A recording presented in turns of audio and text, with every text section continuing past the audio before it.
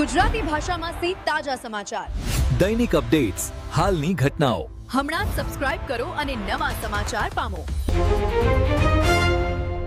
વાવથરા તાલુકા પંચાયતના સુકાન હવે દેવીબેન જોશી અને ભુરાભાઈ ઠાકોરના હાથમાં.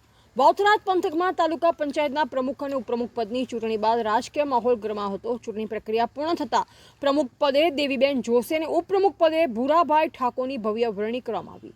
જીતની સત્તાવાર જાહેરાત થતાં જ કાર્યકરો અને સમર્થકોમાં આનંદની લાગણી છવાઈ હતી. તાલુકા પંચાયત કચેરી ખાતે મોટી સંખ્યામાં એકત્રિત થયેલ કાર્યકરોએ ફુલહાર પહેરાવી નવનિયુક્ત હોદ્દેદારોનું સ્વાગત કર્યું. અબીલ ગુલાલની છોડ ઉડાડી અને ફટાકડા ફોડી જીતની ભવ્ય ઉજવણી કરવામાં આવી. સમગ્ર વિસ્તારમાં ભાજપ સમર્થકોમાં ઉત્સાહનો માહોલ જોવા મળ્યો. પદભાર સંભાળ્યા બાદ પ્રમુખ દેવીબેન જોશી અને ઉપપ્રમુખ ભુરાભાઈ ઠાકોરે જણાવ્યું કે તાલુકાના છેવાડાના ગામડાઓ સુધી સરકારની કલ્યાણકારી યોજનાઓનો લાભ પહોંચાડવો તેમની પ્રથમ પ્રાથમિકતા રહેશે. પાણી, રસ્તા, શિક્ષણ અને ગ્રામ્ય વિકાસના પ્રશ્ન ઝડપી ઉકેલ માટે તેઓ પ્રતિબદ્ધ હોવાનું જણાવ્યું. સાથે જ સમગ્ર તાલુકાનો સર્વાંગી વિકાસ થાય તે દિશામાં સંકલ્પબદ્ધ બની કામગીરી કરવાની ખાતરી આપી.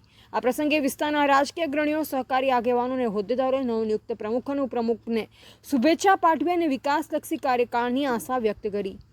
એવા રાણાભાઈ પાલેગી, વાવથરા.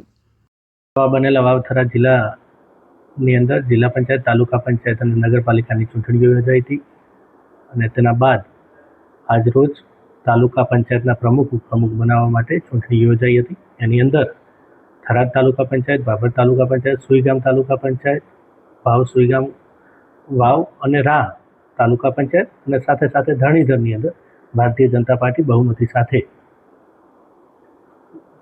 તાલુકા પંચાયતના પ્રમુખ અને ઉપપ્રમુખની નિમણૂક કરી છે. જનતા પાર્ટી દ્વારા થરાદ તાલુકામાં 24માંથી 23 સીટો જીતીને આવી છે. વાણીના, રોડના, શિક્ષણના કામોને અમે પ્રાથમિકતા આપશું. દરેક વ્યક્તિ મોદી સાહેબનો ખૂબ ખૂબ આભાર. આ વિસ્તારની અંદર જળ લાવી, નર્મદા પંજા લાવી, રોડ, રસ્તા, પાણીની સગવડ, આરોગ્યની મોટી હોસ્પિટલ બનાવી છે, GIDC બનાવી છે. જે વધારે વિકાસ થાય એવું અમે બધા સાથે મળી મારી બોડી ખૂબ સારો થરાદ તાલુકો નંબર 1 બને એના માટે અમે આખી ટીમ સંપૂર્ણપણે સાથ સહકારથી વિકાસના કામો પૂર્ણ કરશું. થરાદ તાલુકા પંચાયતની ચૂંટણીની અંદર માને બિનહરીફ ઉપપ્રમુખની જવાબદારી મળી તે બદલ પ્રદેશના શીર્ષ નેતૃત્વ અને જિલ્લાના અધ્યક્ષ શ્રી નરેશજી ઠાકોરનો ખૂબ ખૂબ આભાર માનું છું. તેમની સમગ્ર ટીમ અને થરાદ સંગઠનનો ખૂબ ખૂબ આભાર માનું છું. વિશેષ આભાર ગુજરાત વિધાનસભાના સન્માનીય અધ્યક્ષ શ્રી શંકરભાઈ સાહેબનો આભાર માનું છું. ખૂબ ખૂબ આભાર.